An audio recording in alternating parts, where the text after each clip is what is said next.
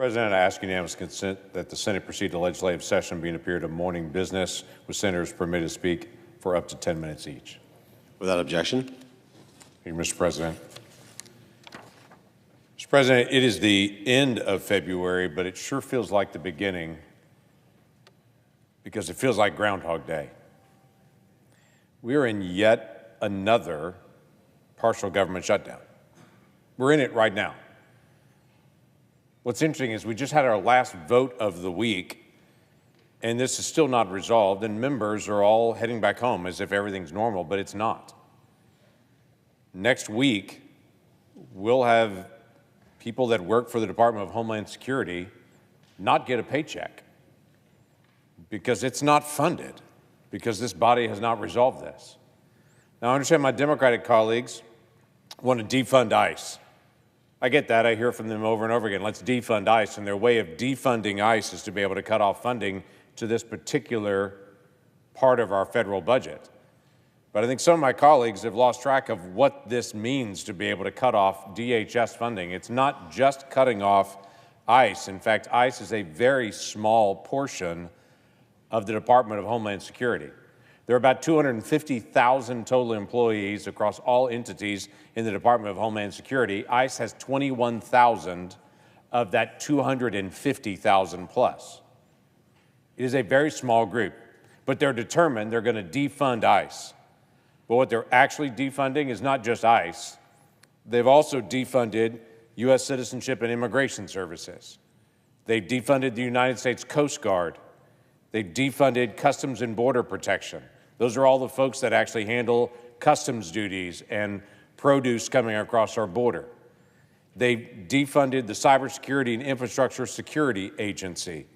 They've defunded FEMA, the Federal Emergency Management Agency. They've defunded the Federal Law Enforcement Training Centers. They've defunded United States Immigration and Customs Enforcement. That's ICE, what they were targeting. They've also defunded Secret Service. TSA, those folks that a lot of members are going to go check in with to get on a flight right now, they're not getting a paycheck next week, though they're still working this week. They've defunded the Countering Weapons of Mass Destruction Office. Listen, this is a big deal. We just had a shutdown of 43 days, the longest in American history. Those TSA agents lost 2 paychecks during that time period. There are a lot of Americans can't miss one and make it. They missed 2. The TSA agent I walked past a couple of weeks ago caught me as I came through and said, "I feel like my paycheck is bipolar. I never know whether it's going to be there or not." And all I could say to them was, "I'm so sorry, we're trying to get this open." But my Democratic colleagues are so mad at ICE and so determined that they don't want enforcement across the country, that TSA agents in my state are not getting a paycheck. What in the world do the TSA agents in my state have to do with the rage against ICE? What in the world do the Coast Guard folks have to do with the rage against ICE? What in the world do the FEMA folks that are handling emergencies in preparation for spring storms and dealing with wildfires across the country, what do they have to do with their rage against ICE? If we want to have an argument about ICE, let's have it. But why are we cutting off the paycheck of folks that work for FEMA because somebody's mad at ICE? That makes no sense to me. And it certainly doesn't make sense to those folks at the airport in my state who work every single day, that show up way earlier than most Americans actually wake up and get up. They're already at their spot early that morning, taking care of passengers, making sure everybody's safe. They have nothing to do with ICE, except now they're not getting a paycheck because somebody's mad at them. Listen, we should be able to resolve our differences in this body and not have other people not get a paycheck because of that. I have worked literally for years across the aisle and in conversation in this body to be able to come up with a very simple, straightforward bill that says when we get to a moment that we haven't resolved everything in funding, when we get to that moment, instead of having a government shutdown, everyone would still be paid We'd go to what's called a continuing resolution automatically. Everyone would still get paid. The status quo would continue, except one thing. We would not leave. We would be here. The House and the Senate, 7 days a week, we would have to be in session and keep working until we solve the problem. Put the pressure on us. Rather than cutting off the paycheck of somebody who has no ability to be able to make the decision to solve this, why don't you put the pressure on us where it should be to be able to stay here until it's resolved? Now, I want to see my family like everybody else does. There are folks that have all kinds of issues that are happening this weekend. Some are going on Codels, some are heading up overseas, some are going home, some have got elections coming up. There's lots of things that are happening this weekend. I totally understand everyone wanting to be able to get to those spots, but we have unfinished business. We should be here until it's done.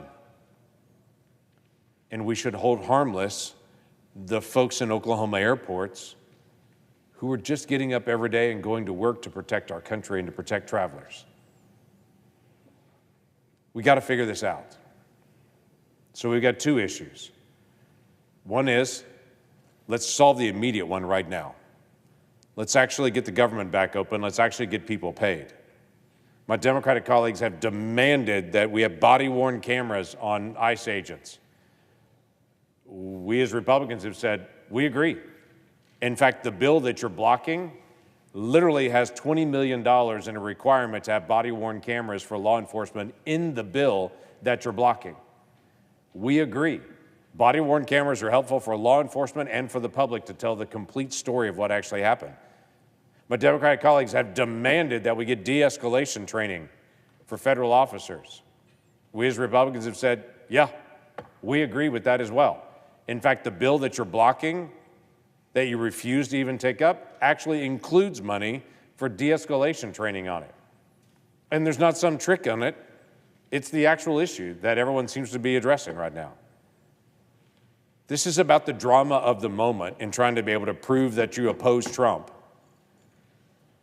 Okay, we get it. You don't like President Trump. But what I don't get is, why are the folks that work for the Federal Emergency Management Agency, why are the folks that work at TSA, why are the Coast Guard members, why are the folks that handle weapons of mass destruction, why are the folks that handle cybersecurity for our nation, why are we not paying them while we're having this political fight?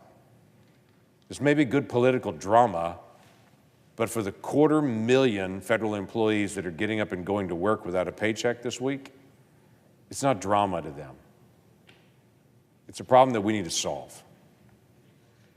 So let's finish up these negotiations, and let's actually pass a bill that long-term says we'll never have another one of these.